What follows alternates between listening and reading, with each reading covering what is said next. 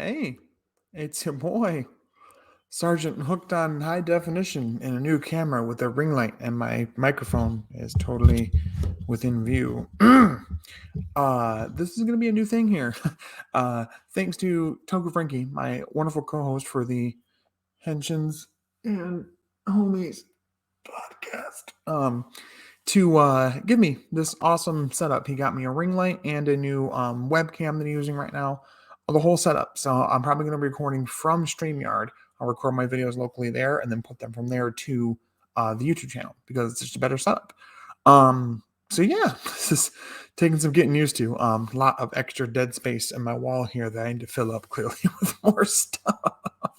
But yeah, no, I think you guys can see me more clearly, and I think this would be a good setup going forward for everything. So yeah, so Comrade Geats, episode 33. Now, I want to preface this with saying I've also seen episode 34, like I'm sure most of you have. If you're not in the know, on Toku Twitter, I found out from somebody that episode 34 got put up mistakenly alongside 33 early, way early, a week early on, I think, the Toei Tokusatsu fan club, whatever YouTube page thing that's like region locked and all that.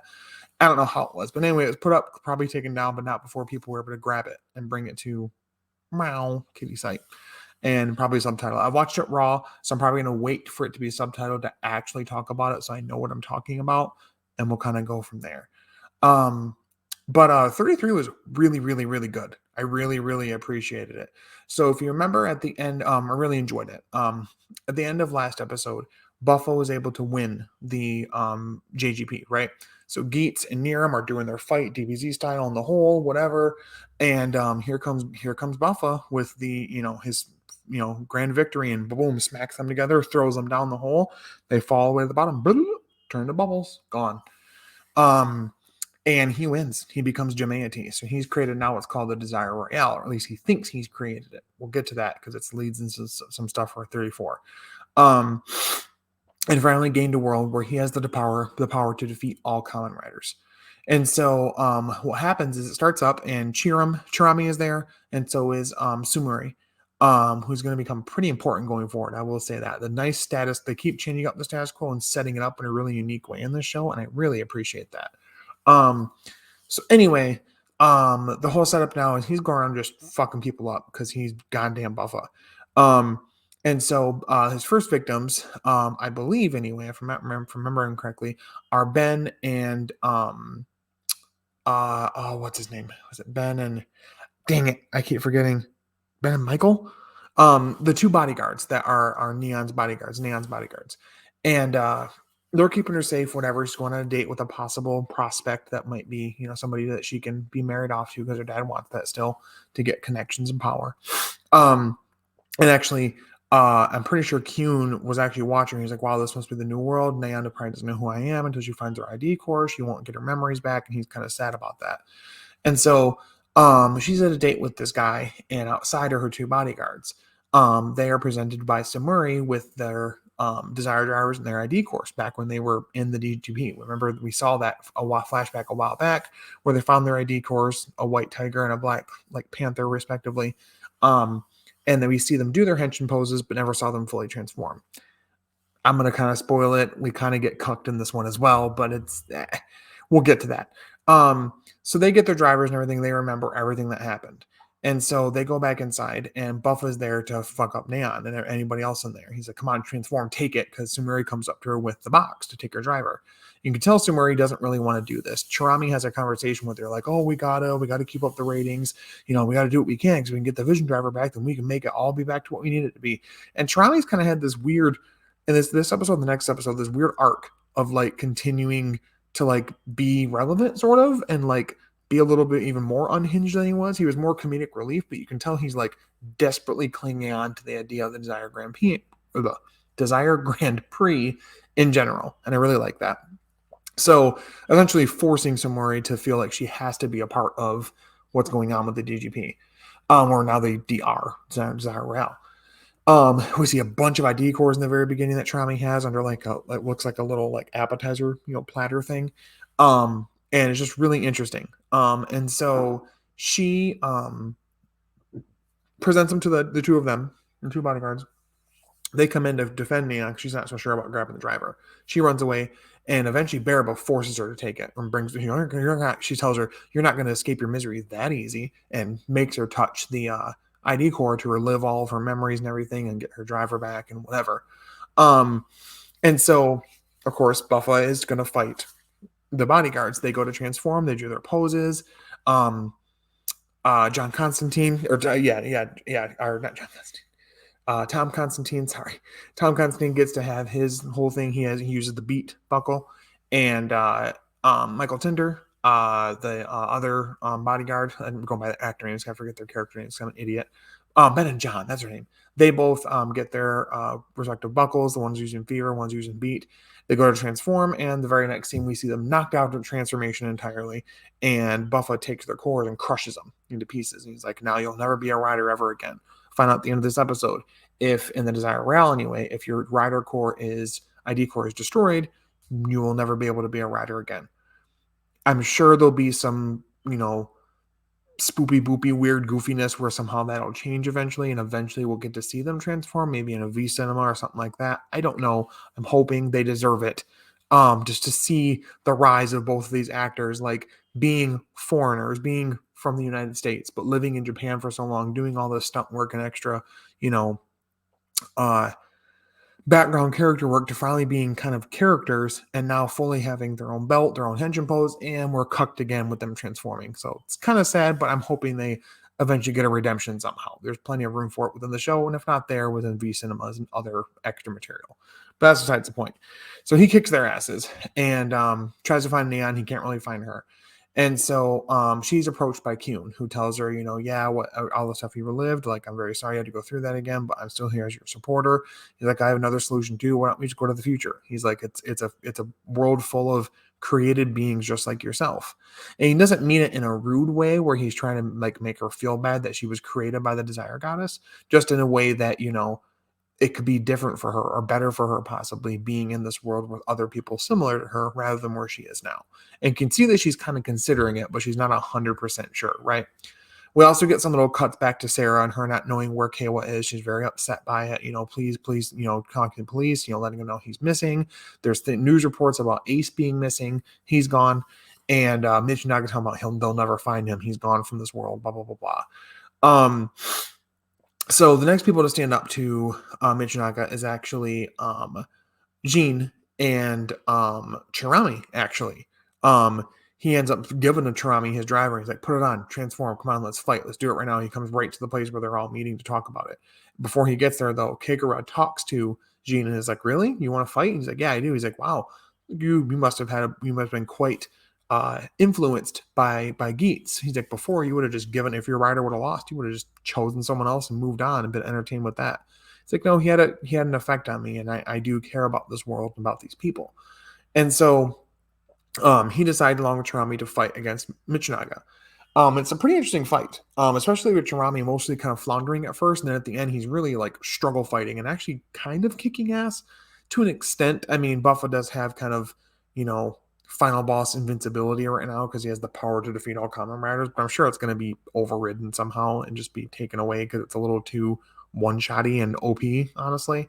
But Jin does his best to fight against him and does pretty well. Doesn't really score a lot of damage, but he does do this really neat trick where he uses his gravity thing to stand on his back without him knowing, and then does his little like finish modo with the laser razor, and ends up hitting Michinaga but doesn't do anything. He gets knocked away.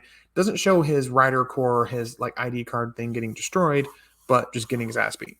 Chirami also is getting his ass beat somewhat as well. And during this, they're not sure what's going to happen next because Geats isn't there. Kawa isn't there.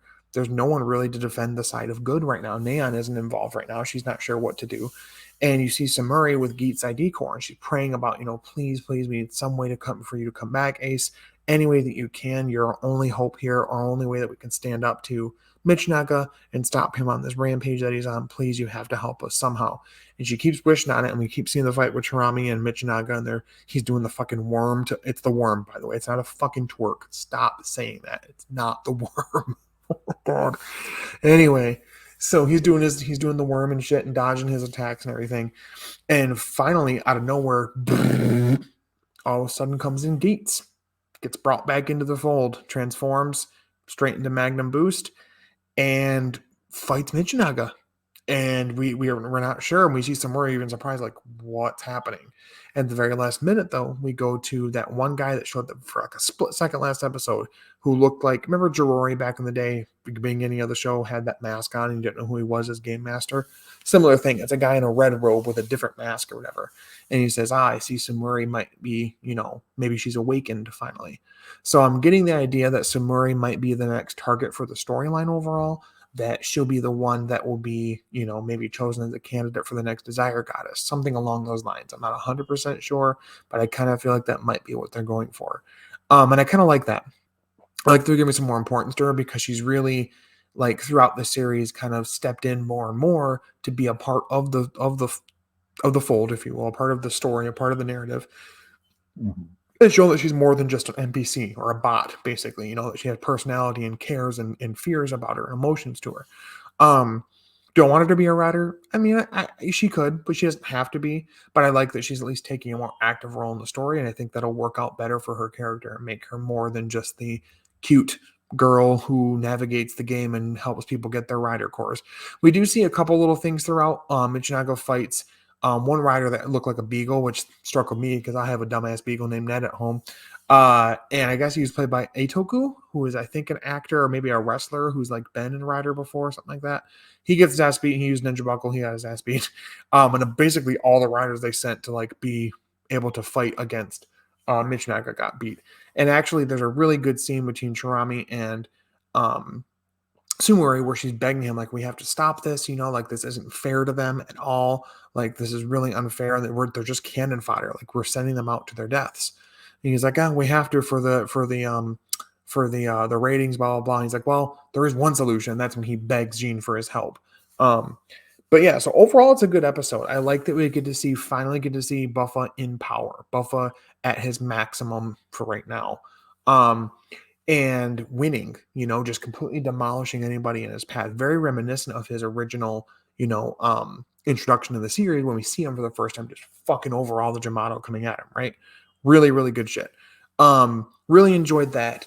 I wasn't the biggest fan of Ben and John getting cucked the way they did. It was okay the first time, just because there were other things to be excited about and story-wise going on. But I still wanted to see if they would do anything with it. And I just feel like it was a little unnecessary to get that close again and still not do it. At the very least, they could put out concept art, at the bare minimum concept art, what the helmets are supposed to look like. I'm hoping there'll be some kind of change up again with another round where we'll get to see them fully transform, what they look like, maybe what buckles they like to use, stuff like that. It would be cool if they ended up using similar buckles to what Neon is used to using because of their connection to her being her bodyguard. It would make a lot of sense. Then maybe they'll show up in a V Cinema. We'll get to see their round of the DGP where they competed at, years ago. That would be really cool. That was my only negative, honestly. So for the most part, this was a good episode. I like that it really raises the stakes and shows what's going on and what's going to happen going forward. I liked Ace coming back in the very unexpected way, because it didn't seem too like ass pulley or out of nowhere, because no one knew Sumuri had this power. Even Sumuri was like, what the fuck is going on? How did I do this? And I like that a lot. So overall, I think I'd give it probably I'd say a strong 9.5 out of 10. Not necessarily a perfect score, because they cucked my boys, but definitely a really, really great episode. Now, again, I have watched episode 34 raw. I don't speak Japanese, unfortunately, so I only barely understood things that were happening. So I'll have to watch again once it's been subtitled. And then I'll do the review for that as well. I thought about doing a double review of this and 34, but I thought it'd be better if I had better context with the English subtitles to know exactly what's going on and give my full educated opinion rather than my educated guess opinion. But overall, really good episode. I really enjoyed it. I think they did a really good job with it. Nice stakes that they set up, and setting up, this next thing, the Desire Royale, which, if you remember, is what was in the movie as well, which I've yet to watch. I'm going to watch that and do a review of that as well, definitely. Where Seeker was. And Seeker is supposed to come back into the show, apparently, pretty soon, along with the Fantasy Buckle. As far as I know, Tycoon is supposed to get some Tycoon General or Shogun type of form, and Buffa's supposed to get some kind of Buffa Mao or Buffa Emperor form or something like that. So they're both supposed to get their own respective final forms, which I think is great. Neon is supposed to get something as well, but nothing's been confirmed with a name for it, just that she might be getting a final form, which is great. Um, but overall, a really good episode. I really enjoyed it. But let me know in the comments below, what did you guys think? Did you love it? Did you hate it? Were you in the middle? What do you guys think of the new setup? I know you can see a lot more of my garage than you could before. So I do apologize about that, I suppose. But let me know what you guys think of the new setup. I'm definitely going to be trying to add some more stuff to the wall here and there. The wall of tension, if you will. Uh, and let me know what you guys think of the content. But as always, stay hooked on Heroes. I'm going to talk to you later. Bye-bye. Ooh, recording in the new space. Don't turn off computer. Boop, boop, boop, boop. Boop, boop.